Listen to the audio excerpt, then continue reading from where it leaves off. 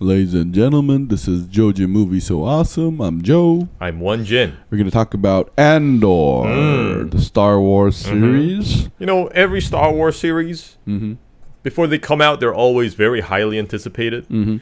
So when I first heard that Andor was coming out, I was first thinking to myself, what the fuck is Andor? That's the character name, right? And then I saw in the trailer the face of Diego Luna, and I was like, oh, the guy from Rogue One. And that instantly got me interested because of all the sequels we've seen since the end of the prequels. Rogue One has been one of my favorites. Yeah. And you know, I have to admit, the name Andor is awesome. It's a really cool sounding name. But what really got me hooked in this series is the very first episode. I mean, I think it does a lot of things that you don't expect a Star Wars series to do. I mean, the first episode, you know, the Andor visits a brothel and then, you know, is looking for his sister, and there's a straight up murder, and we're introduced to this character that's very, very, very, very, very gray. And so that instantly puts us in a very different place from watching other Star Wars series.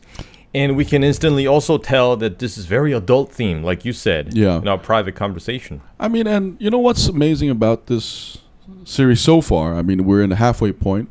We're going to talk about episode 1 till 5, spoilers ahead. I love the set designs. You know, this is a world that feels lived in.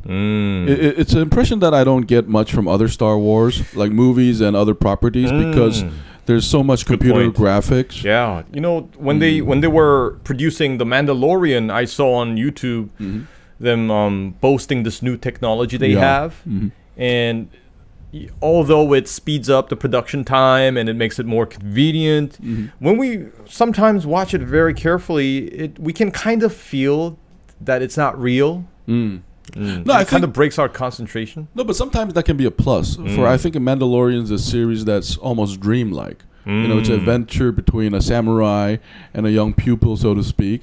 And a lot of those set pieces even are very, very reminiscent of, you know, Western or Japanese samurai movies. Yeah, like those duels and settings. They're not meant to be. They're meant to be fictional. But here, if I had one word to describe the world, it's grimy.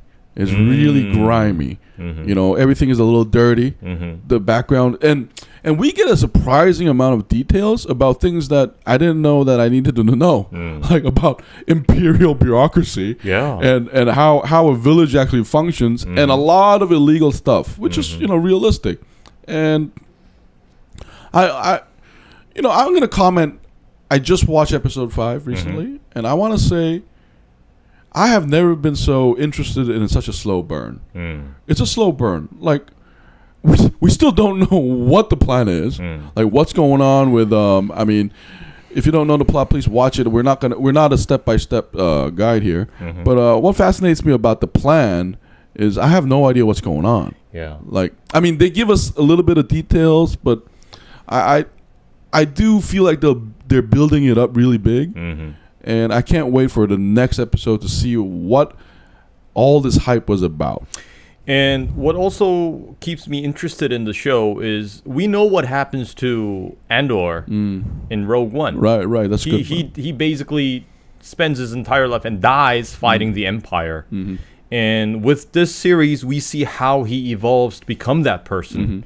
And another difference we have from other Star Wars series is there's nothing heroic in this Andor series so far. That's right. Andor he's not exactly a dignified person, and he doesn't have any, well, not any, but he doesn't exactly have dignifying qualities. And what's beautiful about this is a lot of side character stories are fascinating too. I mean, we said Espionage, you know, a lot of scenes reminded me of Valkyrie, the movie with Tom Cruise. Oh yeah, the one about the assassination attempt on Hitler. Yeah. Here, we also get a lot of spy network that is within the Imperial Bureaucracy. Yeah. But we also, I really want a season 2 or 3 now, because they put so much detail on these side characters that I am actually interested in because they are telling us about Star Wars, like bureaucracy and the world that I don't think we have gotten so far. And this is a huge contrast to Obi-Wan Kenobi. In Obi-Wan Kenobi, one more thing. Like the villains are just almost cardboard boxes, but here we get to see a seemingly villain have a wonderful mother and son conversation. We also see some ambitious officers who are, trying to keep each other in check. Not only that, but the female officer is interesting in that it's almost like she believes in the Empire. I know there isn't any moment where she outright says it, but her fervent belief against the rebellion is fascinating. And I hope we get and I think that Senator's husband is also a hidden villain there. Like I think there's something going on there where I think both of them might be spies. Like there's something going on there. Like the wife is interesting, but the husband is actually fascinating. The husband kind of plays dumb. I don't know what's going on there. I think, like after watching 5 episodes, we've seen a lot of people. There's an Imperial lieutenant that's trying to betray the Empire, and there are senators trying to, who. I assume they're like Roman senators after Augustus took over. Basically, their position is kind of symbolic now. It's still a position of power, but it's nowhere near what they could do during the Republic.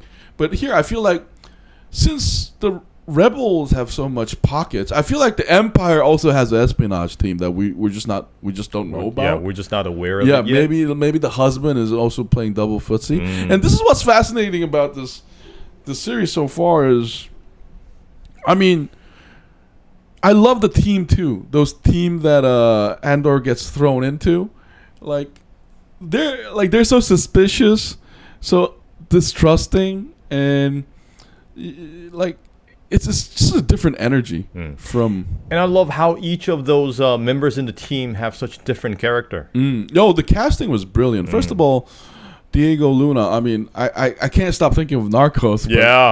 He's Felix. Yeah, I mean, he has. I think we use that term a lot. He has such a neutral face.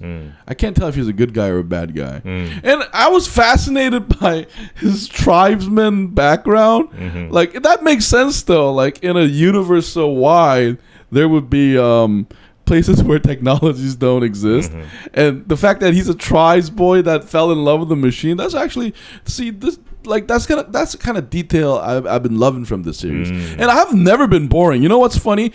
Nothing is going on that much, to be honest. That's true. But it's such a slow burn, and the dialogue and the pacing is perfect. And like you said, it's giving a lot of light to all these side characters. And so far, my favorite has been the one you mentioned. What's his name? Cyril. Yeah. He was a seemingly competent officer who gets outsmarted by Diego Luna and what's his name, Stellan Skarsgård. Yeah.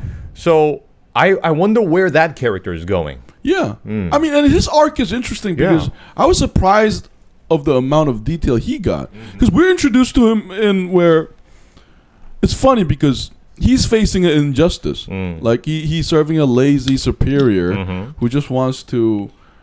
Which exposes the problem of the Empire, by the way. Any authoritarian regime, the problem with authoritarian regime is, people are too afraid to get punished, so they actually cheat. It's the paradox of authoritarian regimes. But he's trying to do the right thing, but we know that he works for the Empire. Yeah. And I love the fact that although he later on gets blamed for being incompetent, but he's basically the one who got Andor on the radar. Without him, had he not been so obsessed, well, not obsessed, but meticulous about all the evidence, the Empire would have never gotten to search for Andor in the first place. And I wonder, after all this maltreatment, if he would take a very different path where he actually joins the resistance somehow, or will he return to an important position back in the Empire and redeem himself. Yeah, I think the latter is more likely. I mean, they're both good possibilities. I don't know either. They're really good possibilities. But my feeling is like he's gonna team up with that female officer who's trying to rise. Oh, and by the way, shout out to Qyburn. Ah, that's right. Like, he's brilliant. Yeah, he was so good at this. He's really good at playing that like stereotypical Soviet like officer. You know, I was actually thinking, was this guy in the original Star Wars series? That's what I was thinking to myself. No. But he definitely such a great role. He does feel like a mini. What's his name? Gideon Moff. What's that like? Moff Gideon. Yeah. We see a lot of Imperial officers, and they're modeled after Nazis, Nazi officers basically. And it's so funny how he disciplines the unit, and I love the dialogue too. It's because what Star Wars the movies only scratch the surface is like, is the Empire bad? You know, I mean, of course, afterwards, other shows constantly show that the Empire is bad. But I like the discussion between order and chaos. Yeah, and I think we're getting there because we're getting so much screen time with these Imperial officers that, and they're not presented to us as bad people necessarily. Yeah. That's a fresh take from me because I love the fact that officers don't exactly seem evil. They just seem very clinical at their job. And the higher the rank, you can clearly tell that their calculations are a lot faster than their subordinates. And unlike the other Star Wars series, where just from the way we hear them talk, we could tell that they were villains and evil. Just like what's that Nazi guy in Nazi-like guy Mandalorian. In the Mandalorian, the guy who stresses the S thing like Beskar Steel. Yeah. Famous director. Yeah, just the way he says Beskar Steel, you can tell this guy's sinister somehow. Yeah, but yes and no. I think like yes, he's presented as a villain, but I also love this interesting like dialogues because, you know, colonists always have a logic of their own. Like, isn't order better? Because in Mandalorian, one of my favorite parts was when Bill Burr shoots his former officer. After having that conversation. Yeah. And their conversation was interesting. You know, it didn't go deep enough, but it got us interested in the Imperial mindset, so to speak. Because you know, we've always seen the Emperor and Darth Vader, basically. And the thing about Vader is he's a man of absolutes. You know, he just sees white and black.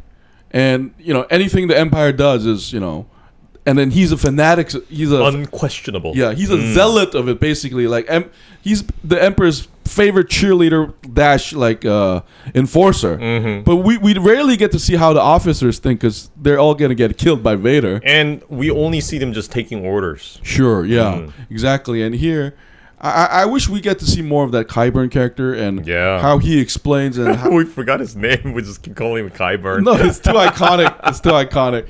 Like, I to be honest, I only remember Andor's name. And I just remember Skarsgård, Stellan Skarsgård. Yeah, he plays all his roles brilliantly. I know. Yeah. And I also love that Syril character because I think I told you this last week. He looks a lot like Ramsay Bolton had a skinny little brother. Yeah. That's what he looks like to me. I would say he actually has it's almost like I love how him in contrast with the actor Diego. Because if you put them in tuxedos and like a white screen, and if you ask people who's the villain and who's the good guy, I would think actually a lot of people will think he's the good guy. He has an innocence about his face, and you know how he's convinced by the corporal sergeant to go show some muscle, right? And there's a youthful like excitement to him. Because they've never seen action. Exactly. Unlike Diego, from the start, you can see this guy.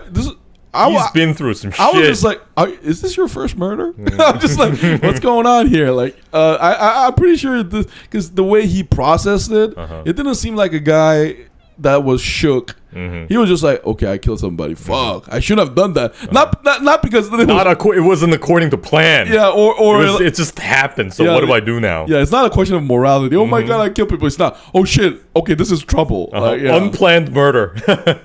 Oh, that was the issue.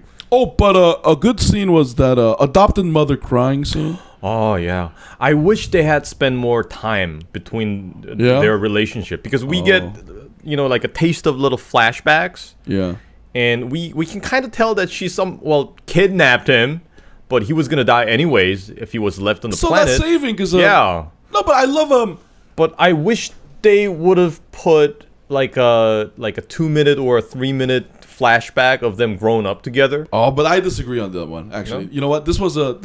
We just talked about House of Dragon, but I think this was opposite. I think this was the right amount of ambiguity. Because, they talk like father and like a mother and son. Yeah, because remember, you know why that is significant? Because we see that officer with his mother too. That's true. So I was surprised that they're actually intentionally doing that, because, and then, like, Andor's love towards his adopted mother seems unspoken, which is also realistic, and because we see that from the officer, because the officer and the mother they're having very barbed conversations. Like, the mother is really, I don't know, passive aggressive. I knew you would have mounted nothing, you piece of shit. Well, not piece of shit, but yeah, I knew that would happen. No, but there's also a twisted love there. That's true. It's different. You know what it reminds me of? It reminds me of Tony Soprano and his mother. Oh, maybe. That's actually a good one. No, but we still don't know who Uncle Haslo is actually. Is he like a Imperial administrator high up? I would like to see that play out. But I did feel like it was intentional that they showed his mother and Andor's mother too, and it's like they're playing with because Andor is a murderer already. He's a murderer, and he's doing bad things for a good cause. I feel like the officer is intentionally set up in a opposite thing. Oh, yeah, because he's working for a regime that we as an audience know is evil. Has Vader behind it, has Sith ideological behind it, like eradicates planets. But here he's possibly thinking that he's doing the right thing, and trying to keep order and peace. And he's playing by the books, which is different from Diego already. Yeah, Andor is already breaking every rules. So I love the contrast between them. It's I think they're doing that intentionally, so that there will be a big climax between them sometime in episode 7 or 8. I think this is like a 10 to 13 episode series. But so I love those little details. Yeah, me too. And I can tell, I think the writer is very famous, Mr. Gilroy. He worked on Bourne Identity or. Oh, really? Yeah. The creator is actually a very famous guy. Yeah. He's a very famous guy. So I think Lucasfilm did a fantastic job bringing him in to bring this different energy. Yeah, and just like we said in the title, this feels like espionage. And you know what? The soundtrack is interesting too, because good point. Yeah. There isn't any because Mandalorian is magical. The Force. Baby. And then we're like Yoda. Yeah, but here it's just like it's not that. It's I don't know how to describe it.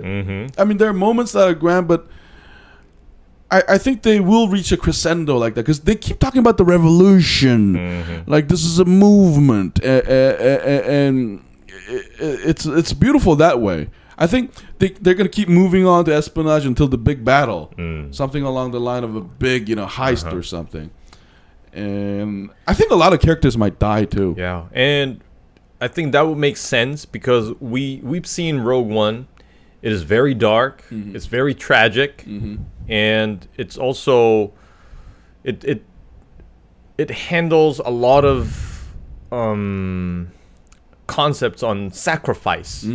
So it's not exactly fit for like little children. So I think there are a lot of the cartoonish elements of the previous Star Wars series are somewhat washed out from this Andor, and that's one of the things that's intriguing me. No, but yeah, I agree. And the biggest difference is here the little death seems to impact me more.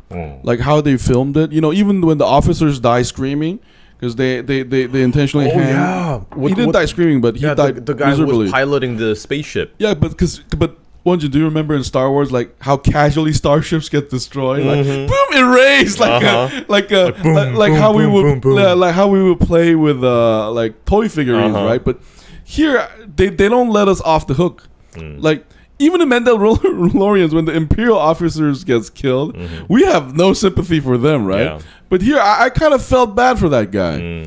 Like it felt like it felt like watching Gundam, because you see in Gundam, from the outside it looks like also like a fight between good and evil, but it's not. It's about people being forced into war. Yeah, and everybody's a victim. That's very good. Yeah, it also reminded me of Alien Landing, the Marines landing. Oh, and that's true. Yeah, because a lot of those boys, I mean, the soldiers, they seem realistic soldiers.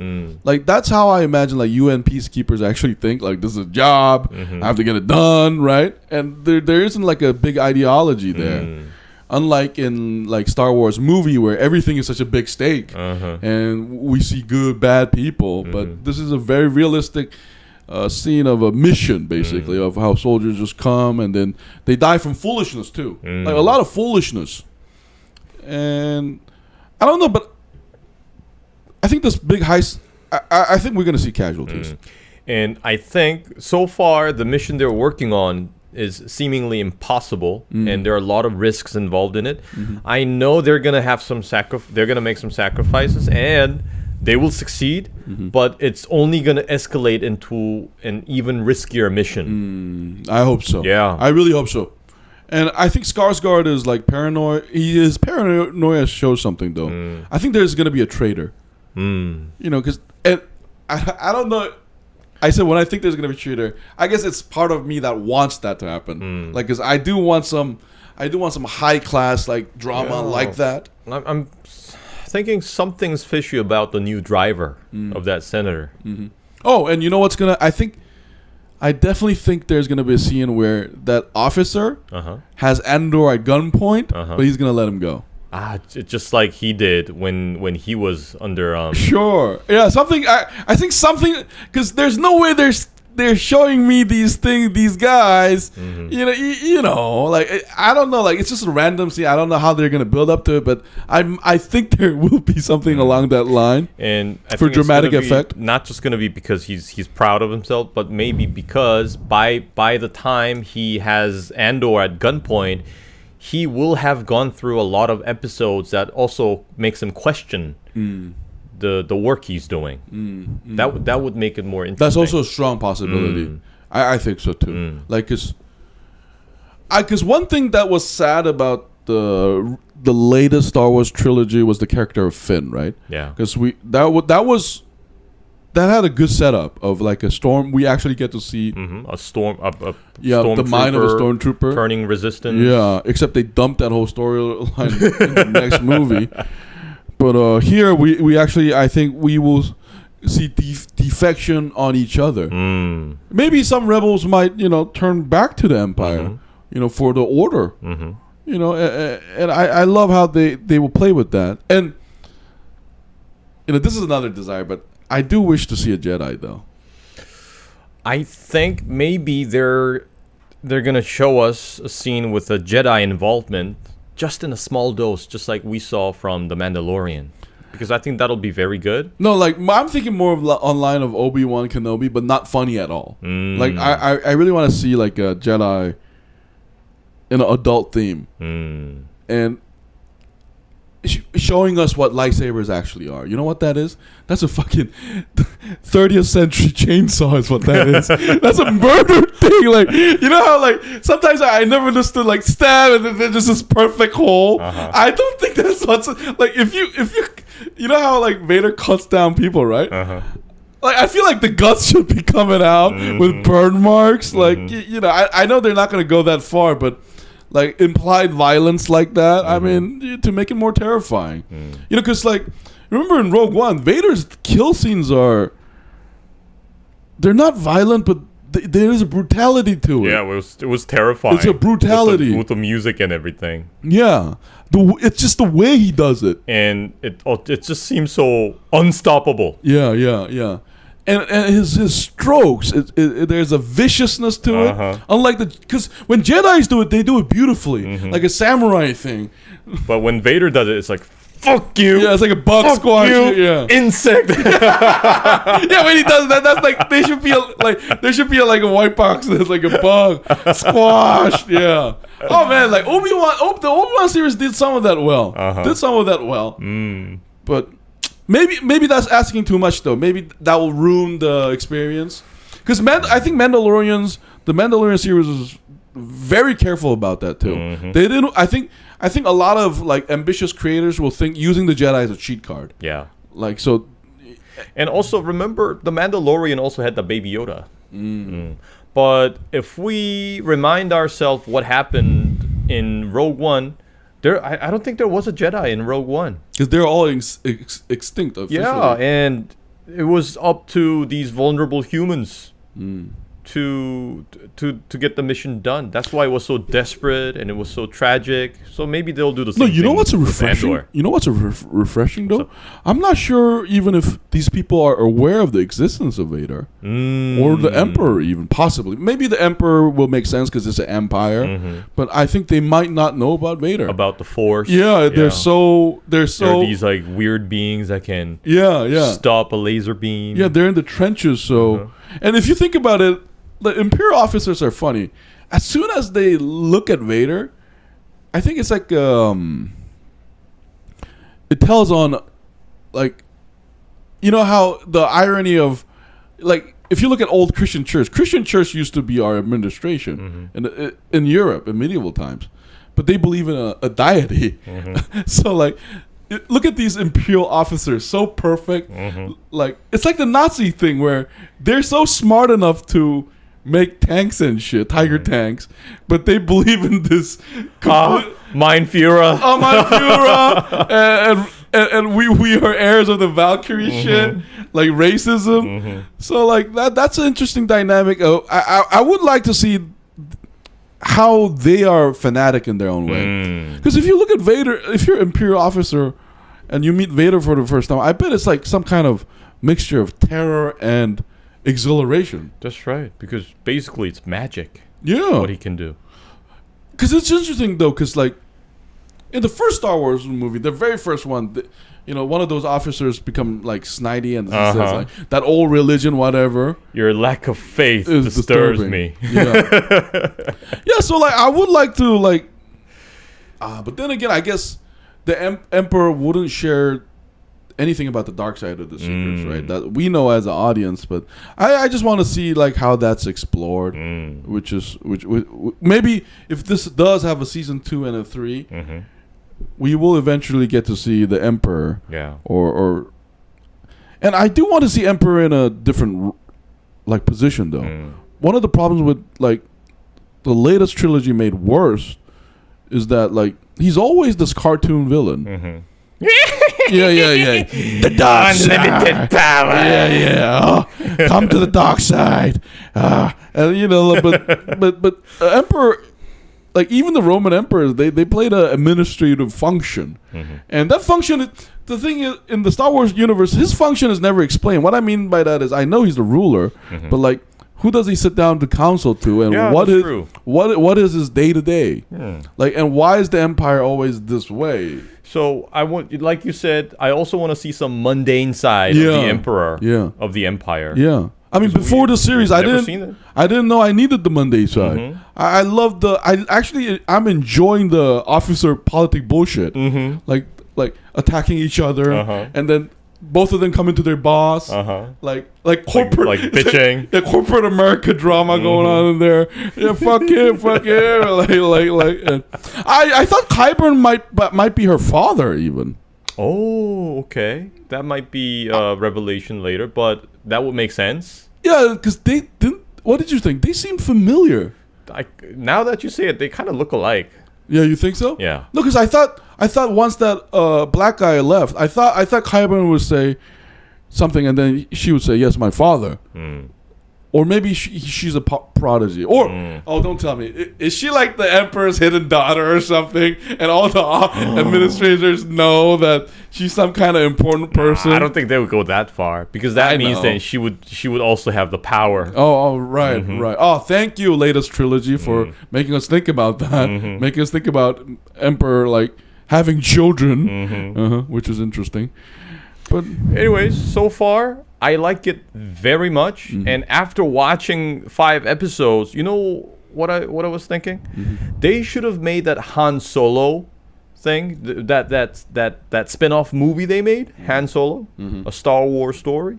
They should have made it into a series just like this. I think they wasted a great opportunity because I think they messed that one up.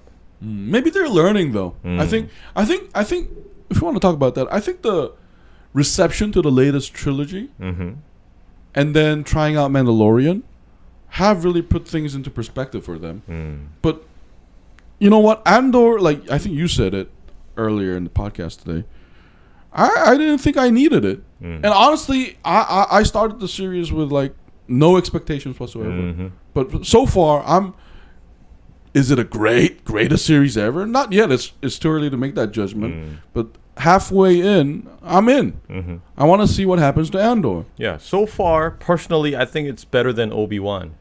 Oh.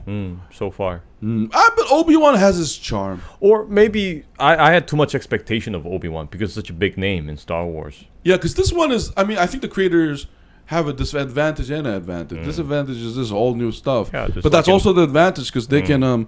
They don't have anything to look over their shoulder over. Maybe except Rogue One. It's like an underdog. Yeah, but Rogue One is a very vague movie anyway. Like, we barely get to Newsy and then... They all die. Yeah, I'm so glad they didn't make out in the end. Felicia Jones and Diego. But, now that you... I do miss the droid, though. I hope he comes. Oh, that's true. Yeah, I hope there's a scene where they meet. I like the fact that the droid stutters. Yeah. I think that was a cute touch. No, I mean, like, that droid was awesome too, but I mean, like, that droid... And the one from Rogue One. Yeah, I want him to be here. And they meet for the first time. Oh, and see, that stuttering droid was great, that it explains the relationship Andor has had with machines. And it would make sense that, like, now that we know his tragic childhood and his suspicious nature, it makes sense that he will be closest to machines. Yeah. More than humans, because he doesn't trust them. He doesn't trust them at all. These people came down and killed one of his friends, and then he got like love kidnapped by adoptive mother. Like, there's something going. Like, I think Andor does have some problems, like psychologically. Yeah. I think after finishing this season and watching Rogue One again will be somewhat refreshing. I think we will have a lot more focus on Andor. Oh man. And we will discover things that we overlooked. Yeah. Oh man, hey, we should stop. We're praising it too much. This is not over yet. They might nosedive. That's true. We're not even halfway done. All I'm saying is halfway through, it's good. But you know, the finale might be different. But anyway, I mean, if you haven't watched Andor, we strongly suggest it. I hope we can talk about it together. Yeah, and if you're a Star Wars fan, I'm pretty sure you're already watching it. But if you're a Star Wars fan and you haven't seen it yet, you better watch it. Yeah. Okay, guys, that's it. If you have anything to share, please leave it on the comment. And if you like our podcast, please subscribe and like our videos. Thank you so much. I've been Joe. I've been Won-Jin. We'll see you next time. Bye-bye.